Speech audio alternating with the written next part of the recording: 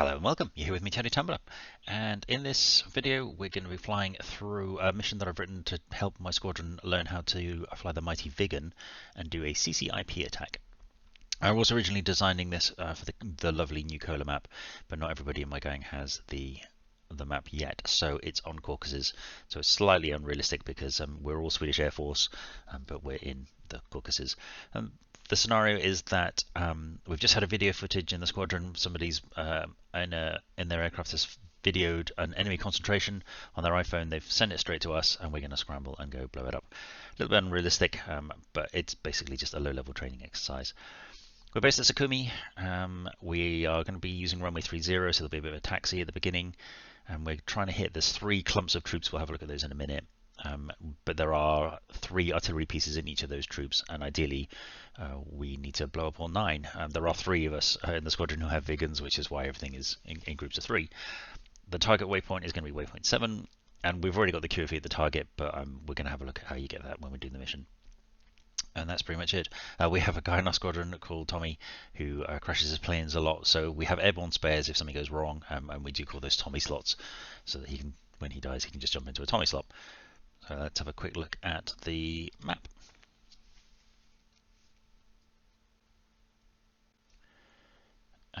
So these are the Tommy slots, which we're not going to use. We're going to use a ground slot on this one. A lovely top-down view of a refueling truck, maybe. Excellent. Right, so this isn't a tutorial video, but I will talk through what I'm doing. This is more of a test of the mission. So we are going to close the canopy, power and fuel on, starter and generator on, uncage the throttle, turn off the warning. I'm now just waiting for this flag to come off, and while I do that, I'm going to turn the oxygen on. And looking behind me, I'm going to arm the safety on the ejection seat. It's only take a few seconds. This is a really quick aircraft to get airborne. So just as soon as that flag goes, I'm going to be able to load the data cartridge. Because I've written this mission, I know that there are waypoints on the data cartridge, so I can load it that way. If you were doing, say, a multiplayer server, and that flag's gone off. If you're doing a multiplayer server, or you wanted to do your own routes, you can actually. There's a very easy way using mark points to make your own mission, and then at that point you load a different cartridge. But I'll maybe save that for a tutorial video. So while the cartridge is now doing its thing, I'm just waiting for the computer to fire up. This is a very, I think this is one of the first airplanes that had an actual computer built inside. So whilst this is very archaic now, it was cutting edge at the time. Okay, so we've got some numbers up. And what I need to do is I need to tell it to load the flight information from the data cartridge. So I'm going to flick on to load it. Oh, you'll notice that my cockpit is all in English. There is an awesome mod which I will try and remember to put the link to in the description, where you can change the cockpit back into English rather than have it in Swedish. And there are 2 options in that mod. You can have everything in English, or you can have everything in English but keep the waypoint things in Swedish.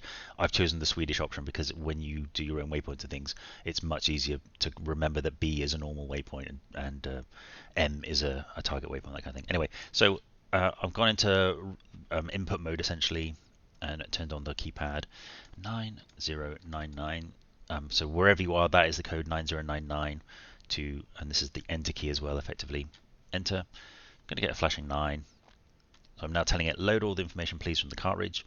That's all the zeros, and then we can go back and do it. And just to make sure that it has loaded, this here is telling me that I'm on my departure station. And if I just click on a waypoint at random, there you go. So it has got B2 loaded, and also this little flag here, that's the fuel gauge. It's now calculated or how much fuel I need to fly this mission based on the waypoints, and there's kind of like a speed thing as well with it, but I've definitely got plenty of fuel. And because I have more than 100% fuel, have a look at the outside here, I have a fuel tank on the outside, and I've got those 16 bombs there. I've also got some sidewinders, not expecting to use those. But because I've got 100% fuel, sorry, more than 100% fuel, what I like to do is, if you duck right under here, going to lift this little flap up, and it just means when I want to jettison the tank later, it's much easier because it's quite fiddly to get under. What I also need to do is, if we have a look at the map, let me zoom out here. So if I click on me, it should give me the weight routes. So we're going to get airborne, and we're runway 30 is in use at the moment. So for taxi practice, I'm going to taxi down. We can get off relatively quickly, so we'll come into this bit. We'll get airborne, and we're going to fly down to Bravo 1. which is the low-level entry point, and the route is to follow the river through the waypoints. This is quite a tight turn, and it's to show that when you're in the Viggen, if you do really tight turns, sometimes your INS navigation system can get a little bit knocked out. So it's a training point for my guys on that one. And we're going to fly down this river, and we're using the bridges as markers as we get closer. And then there is a way of setting like a special IP inside the computer, but I'm not doing that for this tutorial for the guys at this point. So I've set like a standard waypoint as the IP, and then we're going to run straight north. And then waypoint 7, which is M7, so M is a target waypoint, is where I'm going to go for. Now, what we need to decide at this point is, because I'm flying solo, I have got all of these targets here, and if I measure them, like so, right? Okay, so it's in nautical miles, which is no use. So if I click up here onto feet and meters, sorry, into change it to kilometers, basically, it's 0.633 kilometers, so that's 600 meters ish. What I have is I have 16 bombs on my plane, and I want to set the interval between them. Excuse me. So even though there are 16 bombs, there's actually only 15 intervals. So 15 into 600 goes about 4 times, so 40 feet. So if I set 40 meters between each bomb, if I drop my first bomb here, then 40-meter intervals, that should cover the whole of that lot. So that's what I'm going to do. Actually, I'm probably going to go a little closer, actually. I'm going to maybe go 35 meters, and we'll see that in a second. If we were working as a group with the 3 of us, then what I'd be more interested in is this distance here, which is only 140 meters. So you'd maybe be looking at 10 meters per bomb to then wipe out the entire group. And then, plane 2 takes out this bomb, plane 3 takes out that one, or vice versa. Actually, you'd probably bomb the furthest targets first. Anyway, so we're pretty much good to go. There's not really much else to do at this point. I will set up the bombing computer. So this left-hand one, I want it to be in plan mode. And then this is the interval thing that we talked about. And you just left and right click on it.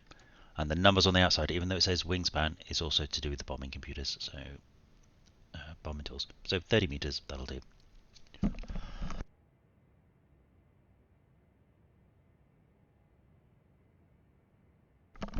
Sorry, excuse me, I've got a horrible cold. I just had a little bit of cough. Right, let me just check. I've got everything here, so that is all good. I don't need to worry about lights and that kind of thing. What I am going to do is I'm going to take the aircraft out of standby mode and put it into navigation mode. It does mean I need to get airborne ideally within 3 minutes. And just do the parking brake. I forgot, once the aircraft is moving, if you then bring the throttle all the way back and push it so it did that little click there, so like click like that, that is your taxi speed set. So we're going off to the right here. It's a bit of a taxi, but it shouldn't take us too long.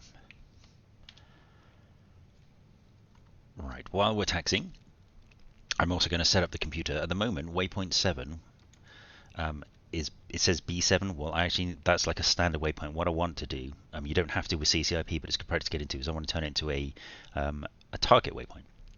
So what I'm going to do is I'm going to go into tactical mode, in, 9, and then that waypoint, out, back to current position. And as you can see, we are still taxiing nicely. And if you look here, it now says, instead of saying B7, it says M7. And that means that if I go into attack mode later, what will happen is the HUD will put a circle over the target, which makes finding it a little bit easier. Not actually going to have time to be able to see the target when we do it this way, just because it's a low-level strike. But it is a good thing to get into. Anyway, we're going to go to LS, which is our departure aerodrome. What I'm going to do is I'm going to quick look at the first waypoint. So it looks like the first heading is going to be 140. So I'm going to bear that in mind when I get airborne. We're heading 30, so it's going to be a left turn onto 140. It's back to departure airfield.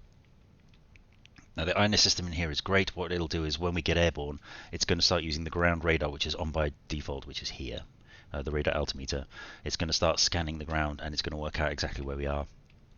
If I was getting airborne with really strong side winds, then there is a reference button you have to push that just kind of calibrates it a little bit more. Now I think I can get airborne from here. Just brake a little bit. Have you noticed the seat position is very high as well? So I'm going to use some keys in a second. just to get my position sorted out.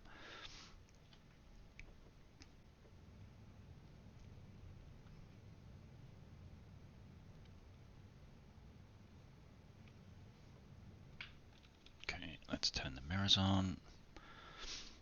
There is a switch here for adjusting the seat if you want to, or you can use the standard DCS commands, which is right shift, right control, and then on your number pad 8 and 2 raises and lowers your head position. That's in addition to the seat position. So we're going to line up. We're not going to call for clearance because this is only a training sortie.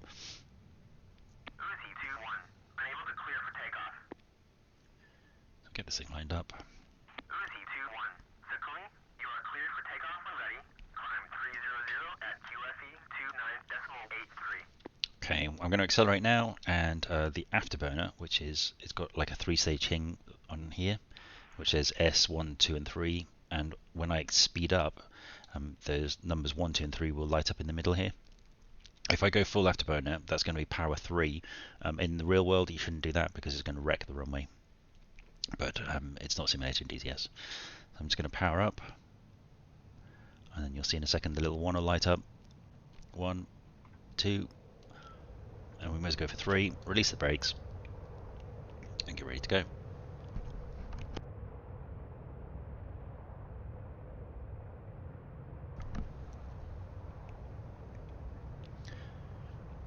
This thing rotates at about 260.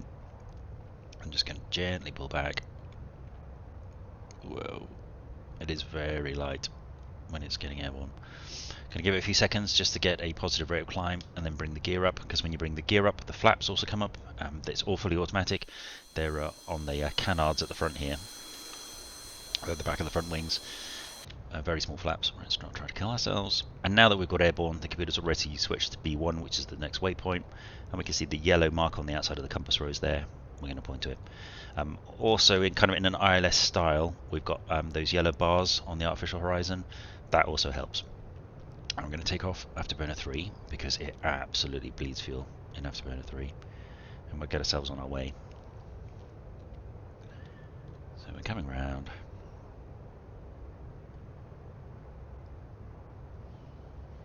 So the number that you see there, 280, is my altitude. It doesn't tell you your speed in the HUD because in theory you don't need to know it in a Viggen. You just go fast. So I'm just going to get it lined up. That's my aiming dot.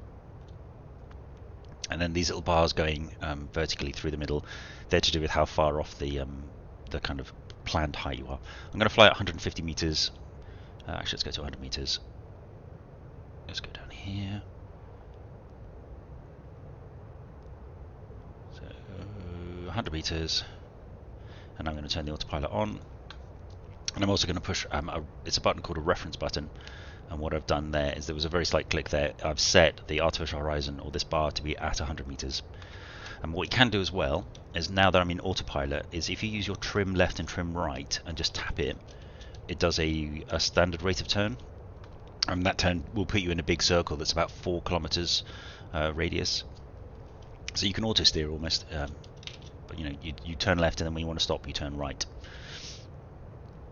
So very easy to get it doing its thing. I'm going to come down out of Afterburner 2, so you see I'm in Afterburner 2 now. I'm going to bring it down to Afterburner 1. And the computer here, the fuel computer, is actually assuming what it wants me to do is be at Mach 0.55, which is the most economical. At sea level anyway, is the most economical percent to be at, or Mach number rather, and Mach number is in here. So I'm currently doing Mach 0.86 and decelerating. So this is a fast bird, as you can see. We are not hanging around. I'm keeping an eye on my fuel as well. I've now gone below 100%. This thing is a thirsty bird, so we can just quickly jettison the tank. That's fallen in the sea back there. And off we go. So we may as well come out of Afterburner 1 and just carry on. We've got on here, this is the range to go to the waypoint. So we've got 31 kilometers to go. And we're all doing nicely. And it will auto change from Bravo 1 to Bravo 2 when we get, if we pass it, or if we pass within about 3 kilometers of it. And what we can do is we can check what the next turn is going to be. So you can see waypoint 2 is going to be a jink to the left. So we know that we're going to have to turn left. We're going down the sea anyway, and this is a nice level flight bit, so that if you were training your guys, you can talk about bits and pieces in the cockpit. But yeah, this is kind of the quiet bit. We're racing along. We've got 20 kilometers to go to the turn. We're still doing Mach 0.8, which is pretty fast for sea level. Loads of fuel. It's all doing well.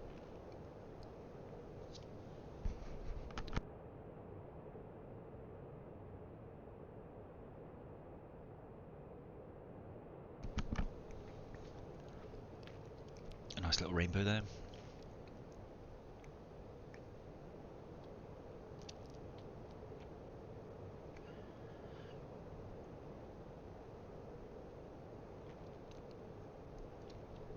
Kilometers to the turn, so I'm going to switch to manual, and we know we're going to be turning left. So this next bit is a bit weird because it's kind of this L-shaped dog leg.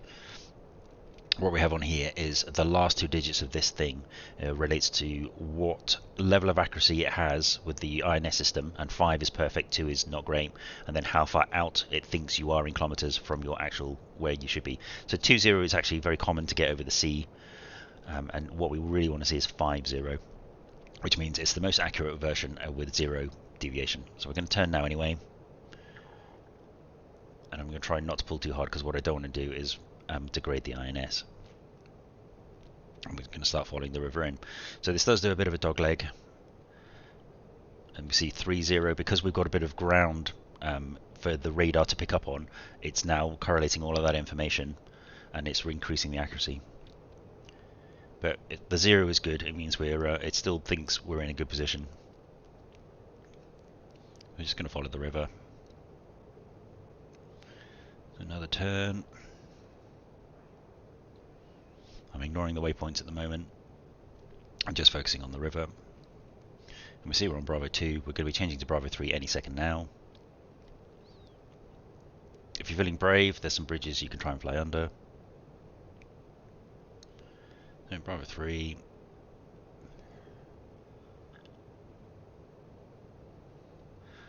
And then we're going to do a stonking right turn in a second.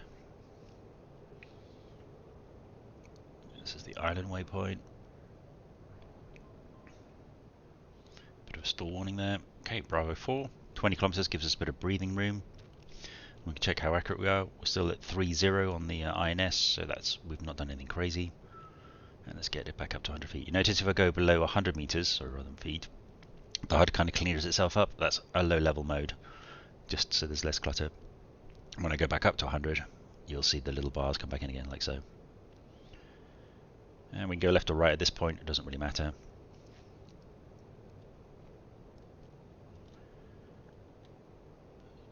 Let's go, we may as well fly manually. Where you have this auto light on, that's kind of flight assist, which means that you'll see the plane, when I'm moving it, feels a little bit robotic, kind of a bit unresponsive. Well, not unresponsive, but the flight assist is trying to keep me steady and level. I don't think you can fly under this bridge, don't try this one. Okay, that's a little warning just to say that there's power lines, and if you look, we're just going to go over those, and then we can come back down. When we drop our bombs, we're not going to have a huge amount of time to talk about it, so we may as well do it while we've got a few seconds. There's a safety catch here, which I'm going to open, and when you open it, it changes the HUD, and if you look down, there is a dot and a circle. Well, the dot is where the first bomb is going to land, and the circle is where the last bomb is going to land, and that's all calculated based on the QFE. So what I do need to work out before I do the run, and that's why the quiet bit was for actually, what we'll do is we'll pause it, just so I can talk about this bit. So we have the QFE here, which is 1010, and the altimeter is based on that. What I need to know is, what is the QFE at the target waypoint? Let me pause it here. No. Let me just change the pages. Hang on. Like so. Now we can pause it. Right. So I just brought up the knee pad and I changed, made one page to the right, and waypoint 7 is Bravo 7. But I've also given it a name of M7, so that's why it's appeared as extra. You don't normally see that extra bit. And it's telling me that the QFE at the target is 977. So what I need to do to make the bombing computer accurate is it needs to know exactly how high I am off the ground using this altimeter. So I need to set the QFE to 977. So we'll close the knee pad and we'll very quickly wind this down. And I'm aware that I'm drifting off course slightly here, but we've got a bit of time. 977, there we go. And let's get back on track. And let's bring it back down again. So now, when I take the safety off, that information is a lot more accurate. So the dot in the middle, sorry, the dot, yeah, in the middle of your screen, that's the first bomb's going to land there, and the circle is where the last bomb's going to land. And I want to get as many of the trucks and things in between those two as I can. Okay. When you run in, you want to be as fast as you can, but you don't want to be supersonic. So I wouldn't recommend anything other than, well, nothing above Afterburner 1 ideally. Okay, so this is the penultimate bridge, or the final bridge. And the target is somewhere up there on the left, next to that mountain. And there is a road that runs up to it. So we're coming up to, there's the road. And we can see all the dots. Okay, and we're running in. And we see a nice little collection of dark dots there. I'm going to take the safety trigger off. I'm looking down. And again, I'm looking at the dot to be the first bomb, and the circle to be the last. And I ideally want to be about 100 meters. So the dot and pickle. Then the red or orange light here releases, and we're going to get out of here. And let's have a quick look, see how we did. Okay, not bad. Could maybe have done an extra 5 meters between the bombs, but we'll give it a second or two for the bombs just to explode.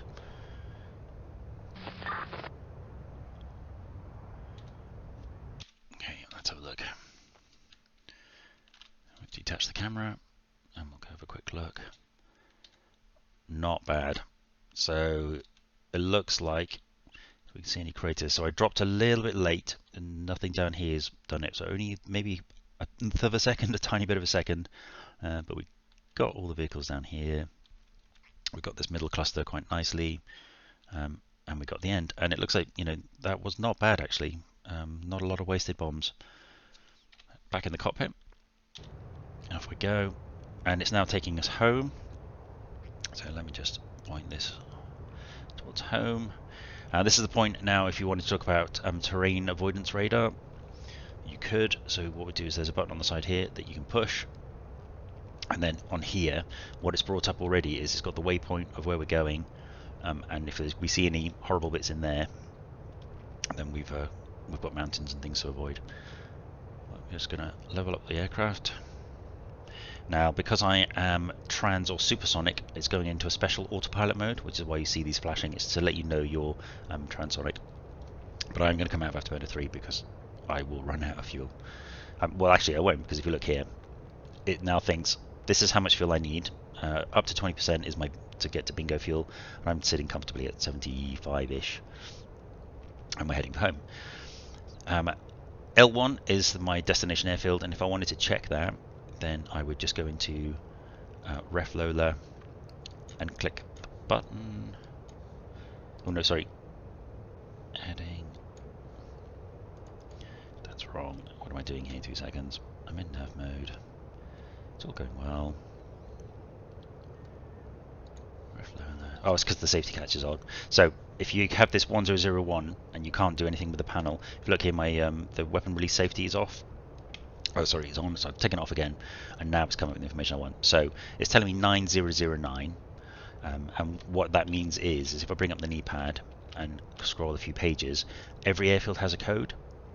So 9009 is the code for Sukumi, and it's really good because what that does with this system is it links your radios to that number, so my radio is automatically on the frequencies I need, and also a tactical ILS. If I'm in A mode, it's automatic. It's automatically setting the ILS for me as well for 9009. If I wanted to change that airfield, all I would do is type in. I would go into in mode, type in or whatever. Say I wanted to land at Galensk 9006, and then I would click on the destination airfield, which is this button, and then all of that information would automatically change. Radios change, all that kind of stuff. It's really good. Anyway, so we are heading for home.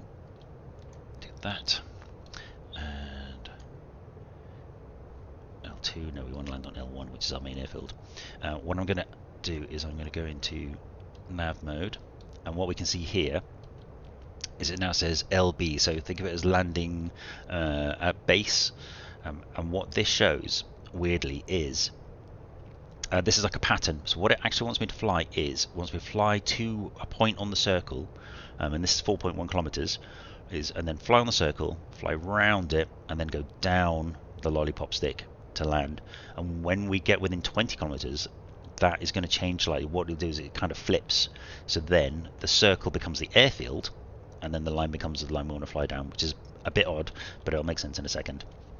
So let me just reduce the range on this radar. No, not quite there yet. And I'm going to aim for the circle.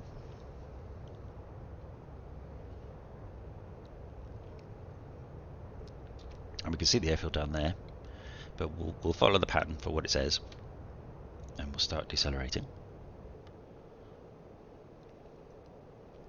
And what I can do is it has got an automatic throttle system. So if I push this lever down, that turns the automatic throttle system on, which is here. And what it's going to try and do is get me down to Mach 0.55. Sorry, 550 kilometers per hour. So I'm going to fly towards this circle. So I'm just going to put. That's it. So I'm just touching the circle, and you can see here we've got the dot as well in the middle, telling me where I should be flying. And what will happen is when this flicks into the different mode, it'll say LF for finals on runway 1. So let's just keep following it in. And this is a system designed for like horrific weather recoveries. So the automatic throttle is on. It does have a special mode. What you can do is if you push this button, it puts you in a 15-degree type descent, which is for very short landings on roads and things. We're coming up to where the circle is. I'm just going to try and touch the edge of the circle, because that circle is designed for the standard rate of turn, the 4.1 kilometer radius of turn. So there you go, it's flicked. Now it says LF1, and what I need to do is go around the circle.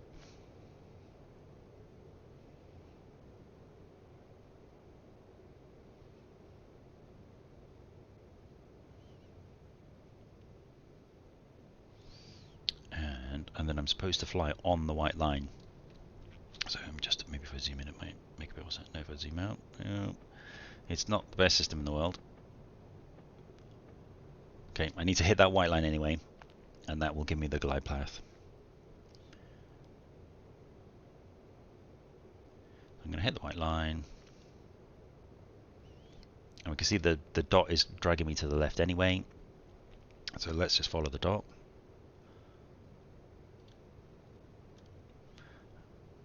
Again, it's dragging me left, so just keep chasing the dot.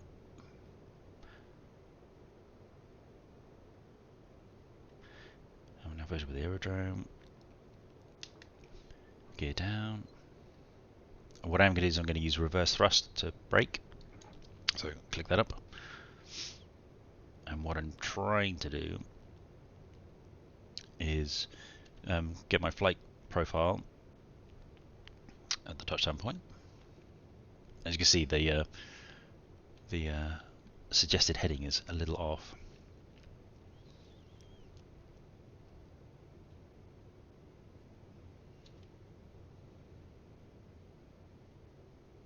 Okay, I'm decelerating myself, so the automatic throttles come off. I don't want to go completely slow, because then the reverse thrust won't do anything.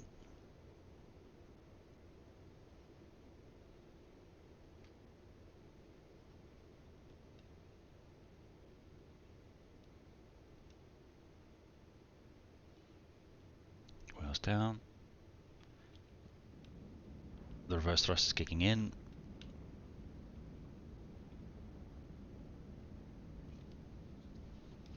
Don't want to keep the brakes on too long because it causes this weird like Tokyo drift. Like so. Okay. Cut the power. what you can do is if you want to brake quicker, if you're in reverse thrust, you would just increase the power, because obviously you're then putting more thrust through the reverser. Not the tidiest landing ever, but we're okay. Come off here. Uzi 2-1, taxi to parking area. And then again, I can just put it into the first click, and then that puts me in taxiing speed. And we'll quickly bring it back to the parking, and then that's the mission.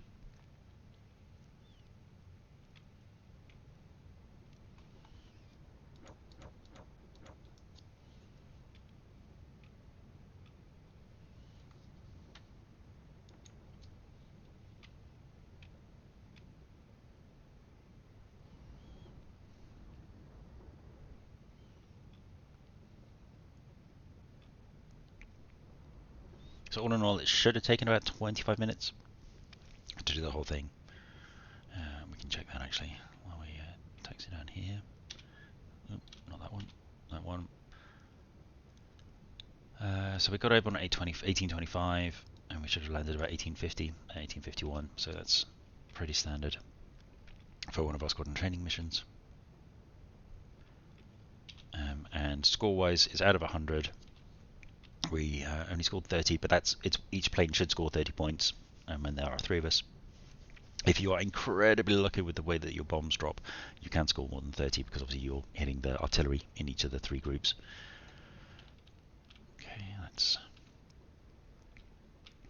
slow it down so we don't kill everybody.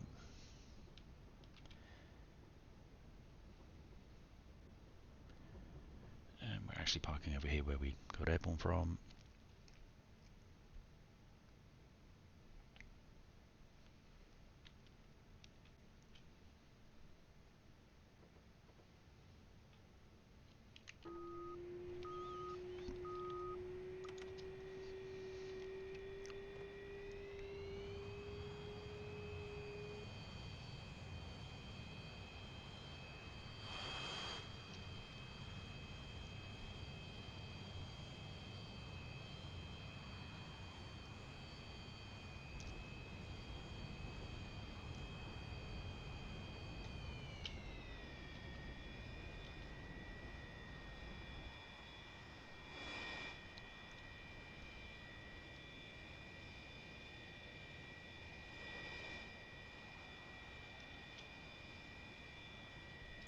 The nozzle steering is built in. I'm not pushing any extra buttons, I'm just using the rudders, and it's very good. We'll just put on this line here.